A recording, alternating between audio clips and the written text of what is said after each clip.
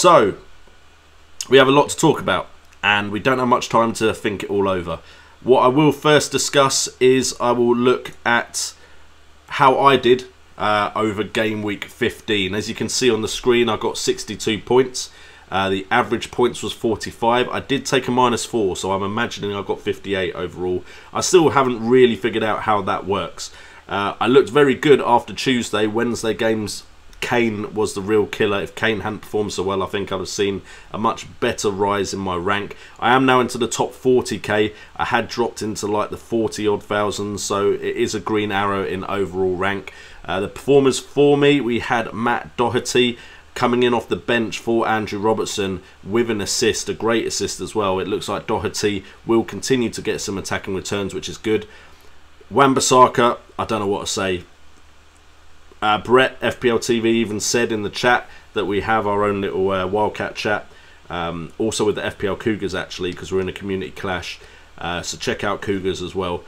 A lot of people were putting Wan-Bissaka on the side because of the game week 14. Brighton have always scored at home, so that was a mistake. I could have got... I mean, Bennett only got 2 points, but so I didn't really have much options there. Alonso, well, I don't think anyone is expecting Wolves to win. I do believe I said Wolves wouldn't surprise me the way this season has gone if Wolves beat Chelsea just when everyone was giving up on Wolves. Jimenez on the bench with 8 points as well, which was gutting because Salah wasn't coming on, didn't start, so I thought Jimenez was coming in for Salah, got those 8 points, and then Salah did come on. He fortunately did get an assist, but he got 8 points with the captaincy armband.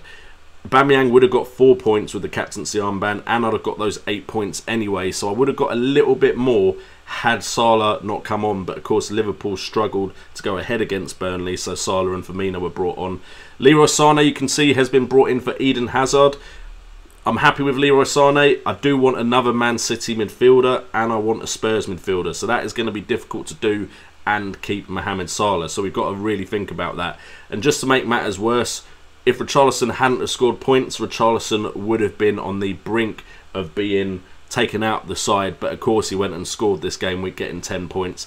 Fraser and Wilson, again, Fraser and Wilson, I was thinking one of those would leave the club at this point with the fixtures not being great for Bournemouth. However, they seem to be, and it's been put out on Twitter, the new Riyad Mahrez and Jamie Vardy from 2014-15 or 15-16, one of those seasons, where they were just incredible as a cheap, reliable pair to have in your side. And as you can see, I went with Aubameyang instead of Harry Kane. Didn't work out this game week. I just feel like, for me personally, watching them play and how sometimes Harry Kane can be so deep, I kind of think I can cover Kane's points with a Spurs midfielder, preferably Heung-min Son. So that is why Aubameyang's there, because I know Lacazette went and got points against Man United, but I think I'm keen on Aubameyang more than I am Kane compared to the alternatives in those sides. So, I mean, the easiest way to get the team I want would be to get rid of Salah. But as we can see, if we move into my team for next game week, we've got Ryan in goal against Burnley. Hopefully Burnley don't score. Wolves against Newcastle, may double up on that Wolves defence. Robertson, waiting to hear on him against Bournemouth. Wan-Bissaka against West Ham, probably going to move to my bench. In fact, I may do that now. I won't bother doing it now, but that's a likely move. I think West Ham will score against Palace. Sane against Chelsea, not the easiest fixture, but I think right now Man City are the best team in the league. Salah against Bournemouth. Bournemouth can concede goals. Even Burnley managed to score 4 against them this season. So part of me wants to keep Salah there. Richarlison against Watford.